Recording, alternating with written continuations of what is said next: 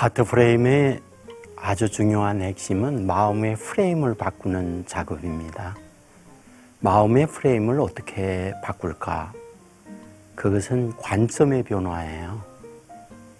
내가 어떤 사건이나 자연이나 성경이나 그 어떤 것들을 바라볼 때에 어떤 관점으로 바라보느냐, 그리고 그 관점에 대하여 어떻게 해석을 하느냐, 이것이 하트 프레임의 핵심이에요.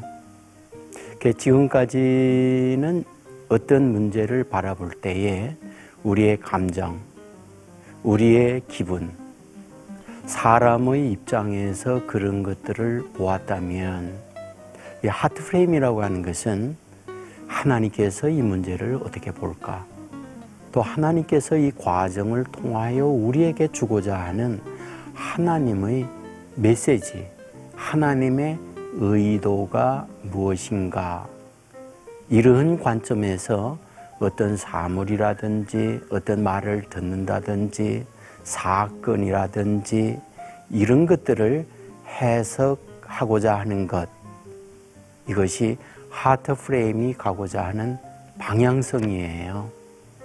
우리는 이렇게 생각해 볼 수가 있어요. 성경을 가만히 보세요. 성경은 하나님께서 우리에게 주고자 하는 하나님의 마음이에요. 그러면 하나님께서 우리에게 주시고자 하는 하나님의 마음의 핵심, 총합은 무엇일까요? 그것은 예수 그리스도예요. 예수 그리스도란 무엇입니까? 복음의 가장 중심에 있는 분이에요. 인간이 죄를 짓습니다. 타락합니다. 타락 과정에서 수많은 일들을 경험합니다. 그러한 인간의 수많은 문제들을 경험하며 아파하고 있을 때 예수 그리스도를 보내서 예수 그리스도로 인하여 인간의 모든 문제를 해결하고자 하는 것, 이것이 하나님의 마음이었고 이것이 성경의 중심이었던 거죠. 그러므로 우리가 이러한 성경의 중심의 핵을 갖고 우리에게 들려지는 말이 있죠. 우리에게 보여주는 자연이 있죠. 또 우리에게 경험되어지는 여러 가지 사건들이 있잖아요.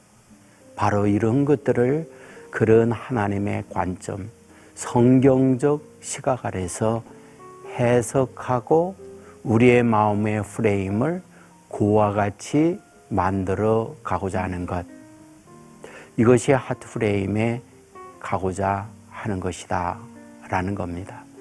오늘 이 시간 여러분들과 함께 다루려고 하는 것이 있어요. 그것은 성경의 내용을 보면서 복음으로 어떻게 그런 부분을 해석할 것인가. 다음으로는 우리에게 일어나고 있는 어떤 자연을 보면서 그 자연에 우리에게 주고자 하는 복음의 내용이 무엇인가. 또 다음으로는 우리의 일어나고 있는 일상, 이런 부분을 복음으로 어떻게 해석해 낼 것인가. 이런 실제적 문제를 여러분들과 함께 다루려고 해요. 먼저는 성경입니다.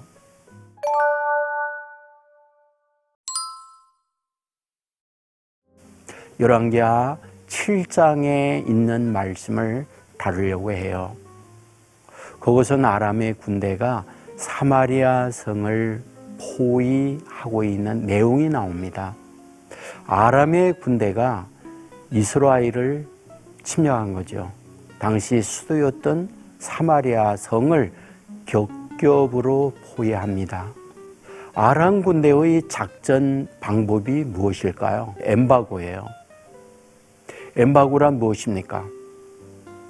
어떤 성이나 어떤 동네나 어떤 국가에 공급되어지고 있는 모든 물자, 그것이 어떤 생활 필수품일 수 있고 먹고 사는 양식일 수가 있죠.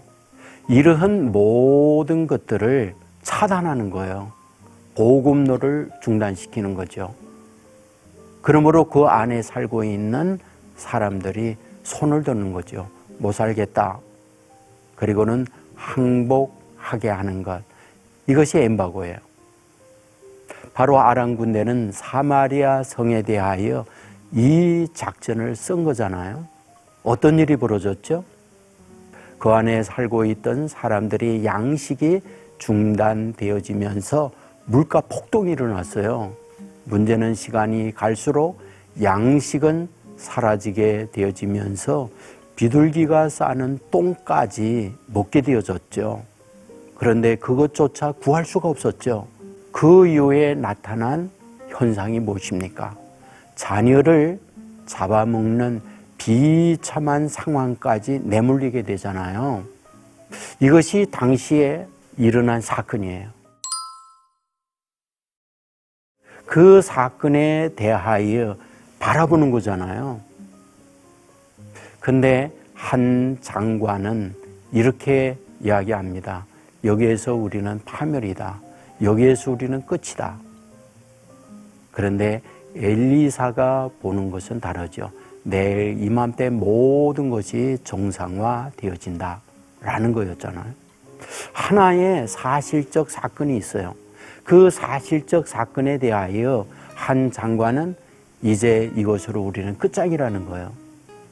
그런데 엘리사는 하나의 사건을 보면서 내일 이맘때 모든 것이 정상화된다 라고 말을 하는 거죠. 그렇다면 도대체 그 한 사건에 대하여 어떻게 반대의 해석을 내리고 있는 걸까요?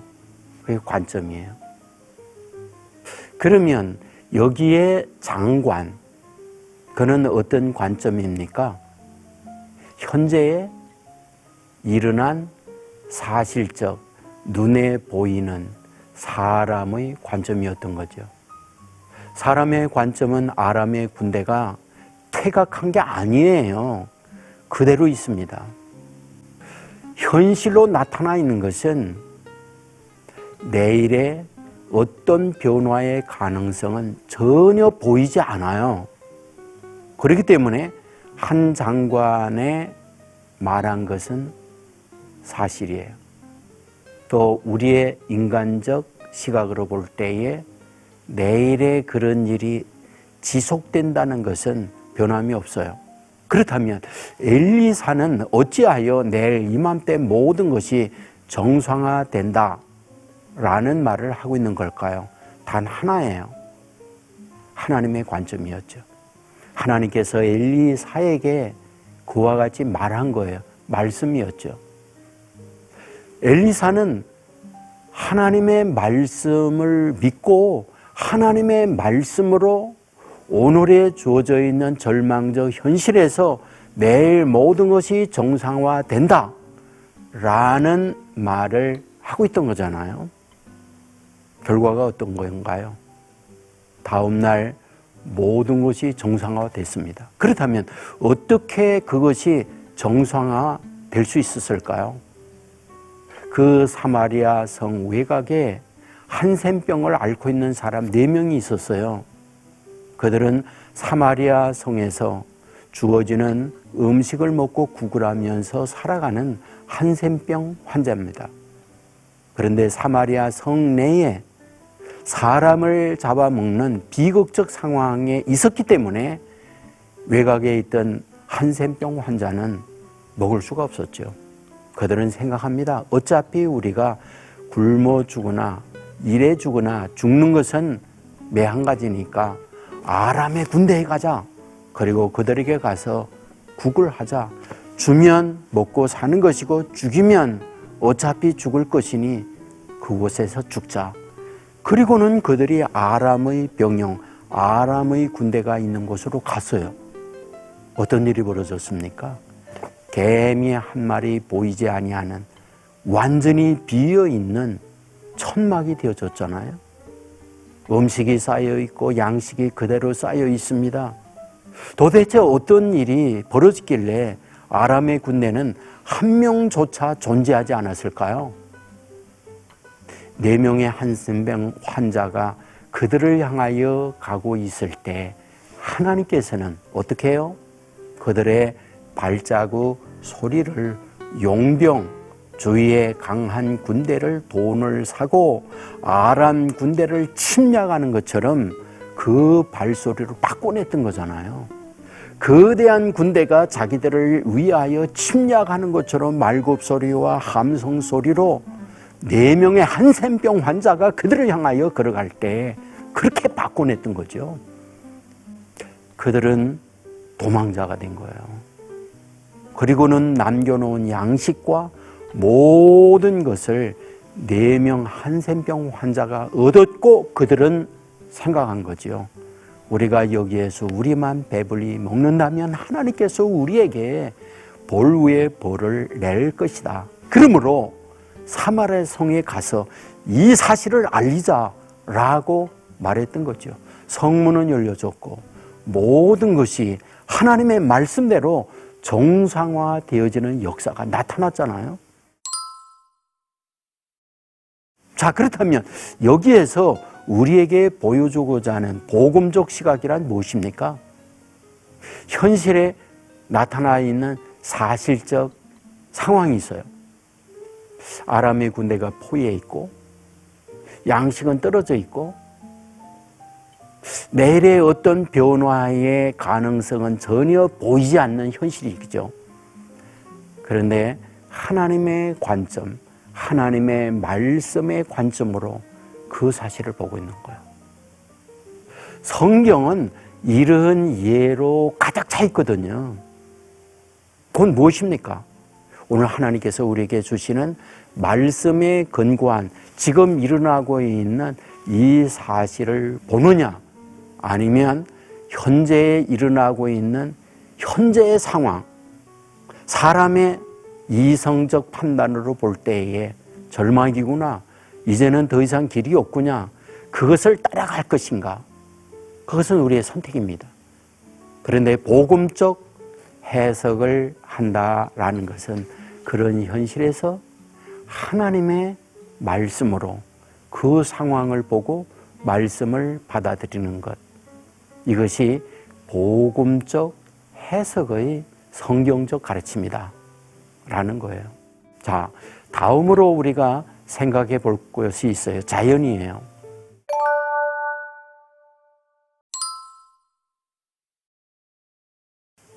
지금은 봄입니다. 제일 먼저 봄이 되어졌을 때에 봄을 알리는 꽃들이 있죠. 산수예요. 그 다음에 벚꽃이에요. 그 다음에 진달리가 핍니다. 그리고 최근에 피고 있는 꽃이 철쭉이에요. 자, 철쭉을 바라보면서 이 철쭉을 복음적 시각으로 해석할 때에 어떤 문제가 있을까요?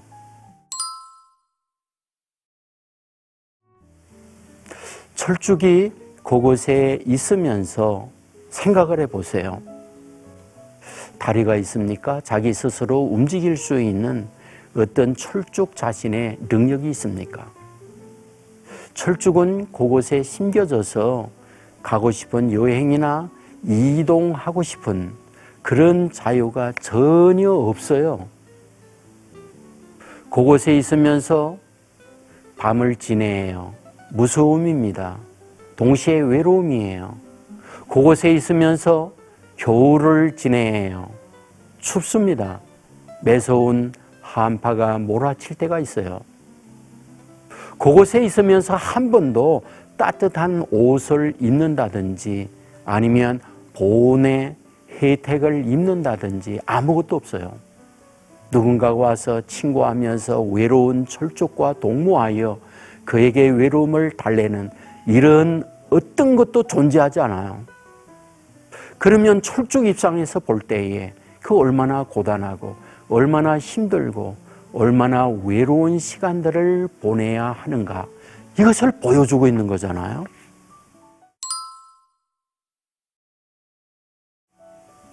그런데 어떤가요? 그곳에 묵묵히 참고 기다렸더니 봄은 찾아왔고 그 봄은 은 자신을 녹여주었고 자기 안에 있던 꽃의 유전자가 싹이 나게 하고 봉우리가 지게 하면서 꽃을 피웠잖아요.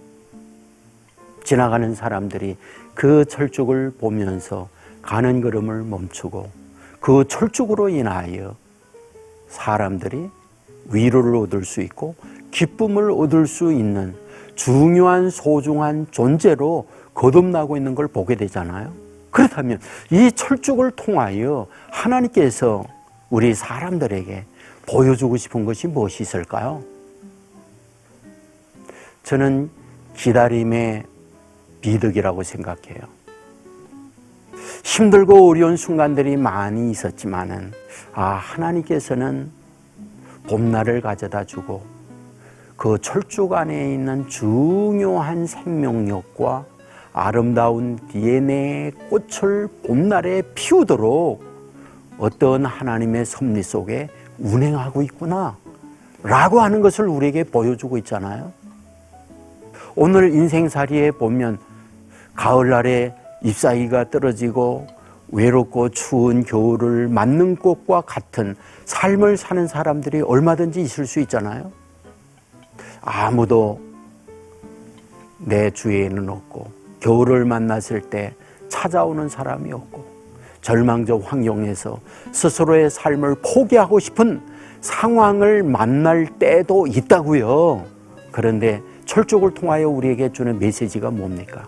그래, 너에게 늦가을에 모든 것이 떨어지고 내 곁에 아무도 존재하지 아니하고 혹독한 추위를 만나 정말 뼛속까지 얼어지는 고통의 상황을 만난다 할지라도 뭐다?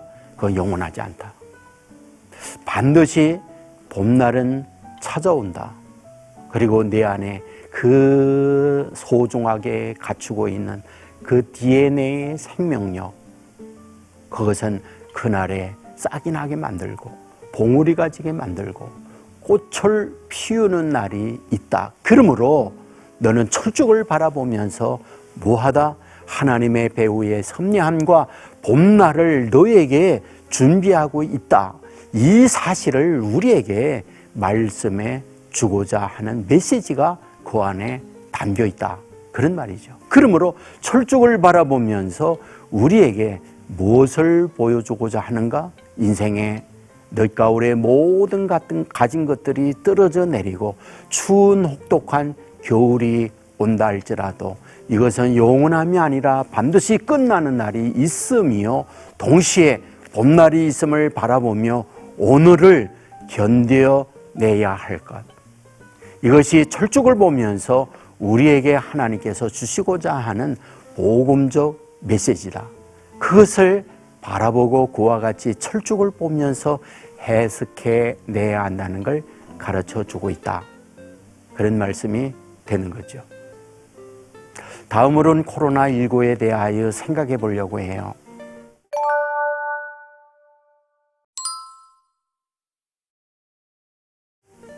이제 백신이 나와서 금년 가을이나 또는 내년 연초에 이런 것들이 끝난다라고 이야기를 하고 있어요. 한번 생각해 보십시다. 코로나19가 무엇입니까? 우선 용어 이해에 대한 생각을 가져보는 게 좋아요. 왜 19일까요?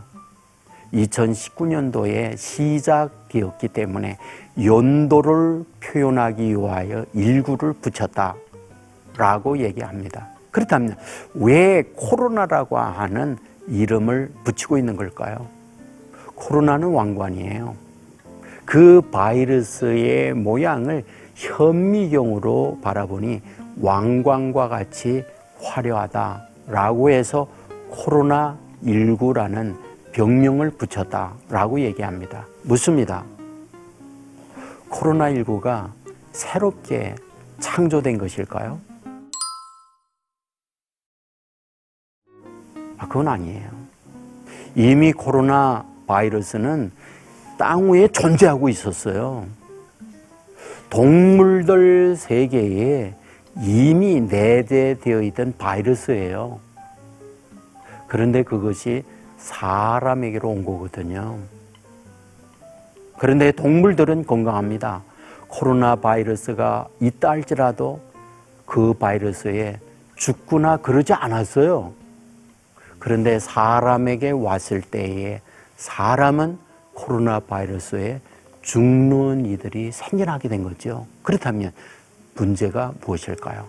면역력이에요. 동물들은 코로나 바이러스가 온다 할지라도 이겨낼 수 있는 면역력이 있기 때문에 건강하게 코로나 바이러스와 함께 지내고 있습니다. 그러나 사람은 그 바이러스를 이길 수 있는 면역력이 없는 거죠. 그러므로 그 면역력이 약했던 우리는 죽어가고 있던 거죠. 자, 그렇다면 하나님께서 이 코로나 바이러스를 통하여 우리에게 주고자 하는 메시지가 무엇일까요? 저는 두 가지라고 생각해요. 첫째는 겸손과 두 번째로는 우리의 면역력이라고 생각합니다. 우리 인간은 한없이 교만합니다. 선을 악을 알게 하는 열매를 먹는 이유가 뭡니까? 그 열매를 먹는 날에 눈이 밝아 너희가 하나님이 된다라고 하는 교만의 자극으로 그 열매를 먹는 거예요. 왜 사람들이 바벨탑을 쌓습니까? 높이 높이 쌓아 하나님이 어디에 있는가 보자. 교만의 자극으로 말미암아 바벨탑을 쌓고 있는 거잖아요. 오늘 우리는 화성에 위성을 보내요. 그리고 화성의 여러 지표면을 현재 이 지상에서 바라보고 있잖아요. 인간은 인간의 이성을 가지고 하나님의 세계에 도전하는 일이 엄청나게 많습니다. 우리는 이 코로나 바이러스를 통하여 무엇을 깨닫게 하려고 합니까? 우리가 모든 이성을 가지고 화성에 위성까지 보내는 능력을 갖고 있지만 보이지 아니하는 아주 보잘것없는 바이러스 앞에 형편없이 무너져 내리는 존재가 인간이다. 이것을 보여주는 것이 코로나 바이러스를 통한 하나님의 메시지라고 봐요. 우리는 한없이 나약한 존재입니다. 대단한 존재가 아니에요. 그러므로 하나님께서 코로나 바이러스를 통하여 우리에게 주는 메시지, 인간은 늘 겸손해야 된다. 이것을 보여주는 메시지가 그 안에 담겨 있는 거죠. 다음으로는 면역력이에요. 백신을 개발합니다. 접종합니다. 이유가 뭡니까? 면역력을 갖게 하는 거예요. 그래서 코로나 바이러스가 우리에게 온다 할지라도 이미 그것을 이겨낼 수 있는 면역력을 접종하는 것이 백신이잖아요. 저는 단순히 우리에게 육체의 몸을 견뎌내는 면역적 백신을 접종하는 것도 중요하지만은 이 백신의 접종을 통하여 우리에게 주고자 하는 하나님의 메시지가 있다고 봐요. 그것은 마음의 백신이에요. 우리의 마음에 여러 가지 일들이 일어나고 사건을 바라보면서 그것을 견뎌낼 수 있는 강한 면역력을 갖게 하고자 하는 것, 이것이 하나님께서 우리에게 주시고자 하는 메시지라고 보거든요. 얼마나 많은 일들이 일어나요? 크고 작은 일들이 얼마나 많이 우리에게 일어나고 있어요? 바로 그런 가운데에 하나님의 시각으로 또 하나님께서 우리에게 주고자 하는 이 과정을 통하여 반드시 극복해낼 뿐 아니라 다음 단계로 점프하고자 하는 하나님의 숨겨져 있는 섭리와 메시지가 이 코로나 바이러스 안에 담겨 있다고 보는 거죠. 바로 그런 시각으로 그런 문제들을 바라보고 해석해 내는 것, 이것이 하드프레임이에요.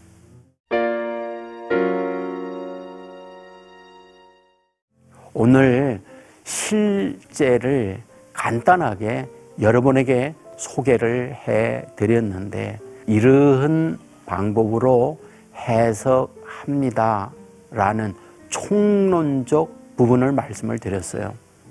이제 다음에 또다시 실제 부분을 다루려고 할 때에 어떤 부분을 어떤 관점으로 보느냐라고 하는 부분을 다음 단계에서 나누도록 하겠습니다. 감사합니다.